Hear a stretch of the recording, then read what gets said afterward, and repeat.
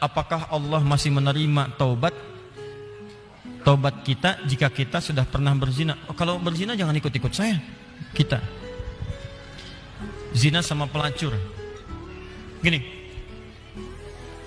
kalau Anda masih punya kesempatan bernyawa dan belum sampai nyawa itu ke kerongkongan, maka taubat itu sangat terbuka bagi Anda. Kecuali kalau nyawa sudah sampai ke kerongkongan, segera kembali. Bahkan ada ayat yang khusus diturunkan untuk pertanyaan Anda ini. Ayatnya ayat ke-53, surahnya surah ke-39. Ayat itu diturunkan untuk menjawab seseorang yang terlibat dengan pertanyaan Anda seperti ini dan dia mau tobat. Maka Allah turunkan ayat kuliah, ibadiyalladzina asrafu ala anfusihim la taqnatu min rahmatillah. Katakan Muhammad pada hamba-hambaku yang telah berbuat israf. Di antara israf yang mengerjakan perbuatan dosa besar.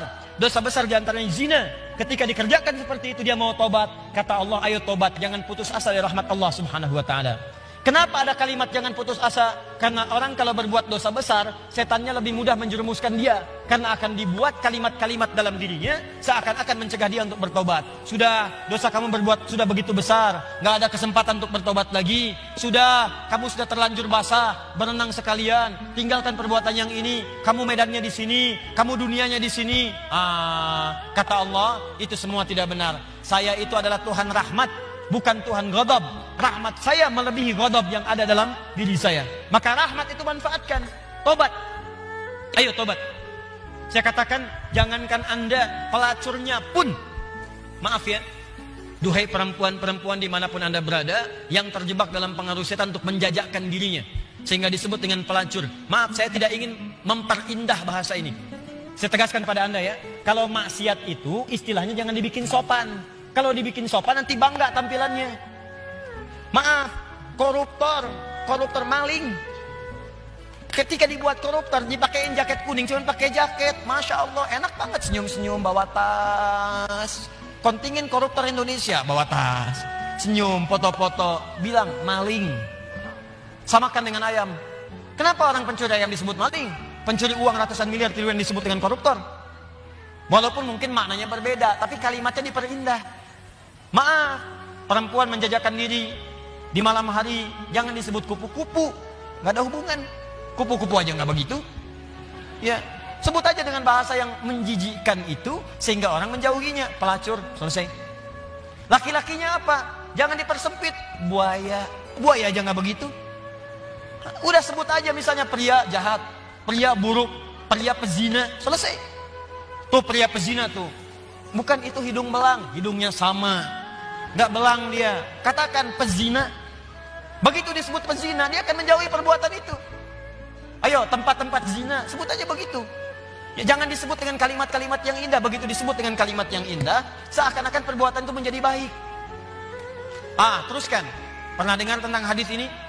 Seorang pelacur memberikan air, minuman kepada seekor anjing. Ketika diberikan itu tiba-tiba keluar firmannya, dengan segala keikhlasannya dia masuk ke dalam surga. Pernah dengar hadis itu? Jangan salah baca. Kalau salah baca nanti, jadi pelacur aja bisa masuk surga. Cukup cari anjing aja, anjing kasih minum surga. Kalau seperti itu enak banget. Bukan, cara bacanya adalah ketika dia memberi minuman itu, dia sadar dengan dirinya.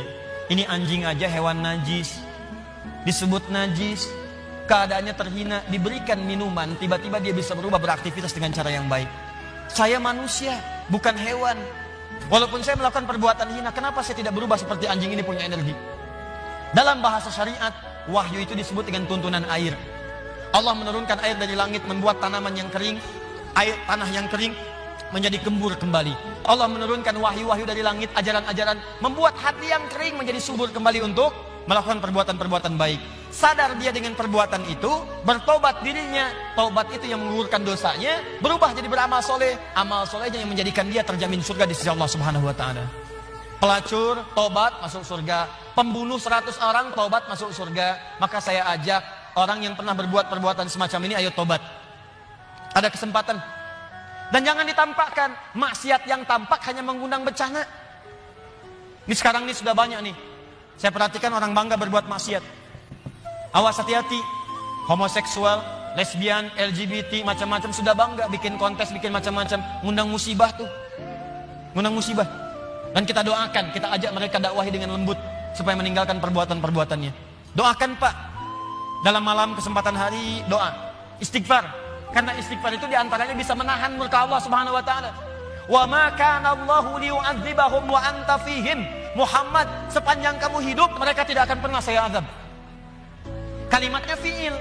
Tapi ketika nabinya meninggal, wa ma kana Allahu mu'adzibahum wa hum yastaghfirun. Kenapa yang pertama kata kerja, yang kedua kata benda? Pertama kata kerja karena di zaman Nabi setelah masuk Islam jarang orang berbuat maksiat. Setelah nabinya meninggal berubah jadi kata benda, orangnya banyak bermaksiat.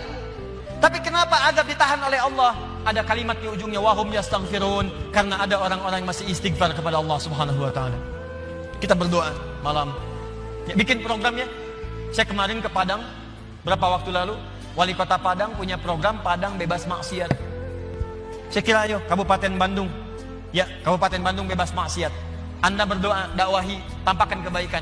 Ayo mulai sekarang yang ngaji dengan saya minta komitmennya. Kalau Anda pegawai berangkat ke kantor, perilaku yang baik, tunjukkan nilai keislaman, jujur dalam bekerja, jangan takut. Anda tidak akan kehilangan rezeki. Anda nggak korupsi pun rezekinya segitu. Anda korupsi rezekinya nggak nambah segitu juga. Jadi kalau Anda bisa dapatkan yang halal, kenapa mencari dengan yang haram? Nggak usah, yang baik-baik aja, rezeki Anda sudah terjamin. Demi Allah saya katakan, kelihatannya banyak, cuman segitu juga. Kalau Anda berbuat baik, ditahan oleh Allah, seperlunya dikasih, perlu dikasih supaya Anda nggak repot. Kadang-kadang dikasih banyak supaya bisa zakat, supaya bisa infak. Cukup tempuh dengan cara yang jujur, rezeki datang dengan semestinya. Ayo Anda yang bekerja di birokrasi, di diplomasi, jujur aja udah. Tunjukkan nilai keislaman. Pak, kenapa sok soleh sih? Gak nerima proyek begini, bukan sok soleh. Saya ingin menunjukkan bahwa agama yang saya peluk selalu mengarahkan pada nilai-nilai kebaikan. Demi Allah saya katakan, saya tidak menerima ini pun rezeki saya akan didapatkan dengan seperlunya. Sesuai dengan kebutuhan saya. Paham? Ditinggalkan yang tidak baik. Apapun pekerjaan Anda, yang polisi, yang tentara, yang macam-macam, yang camat, yang lurah, yang bupati. Ayo, kalau Anda merasa mengaji dengan kami, tunjukkan bahwa apa yang kita pelajari bisa dipraktekkan dalam kehidupan. Yang seperti ini, tobat. Kalau Anda tobat, saya doakan, saya bermohon pada Allah, semoga yang bertanya ini kalau benar-benar dia bertobat, dan semua yang bermaksiat bertobat, saya bermohon pada Allah, semoga dimuliakan dengan surga saat kembali.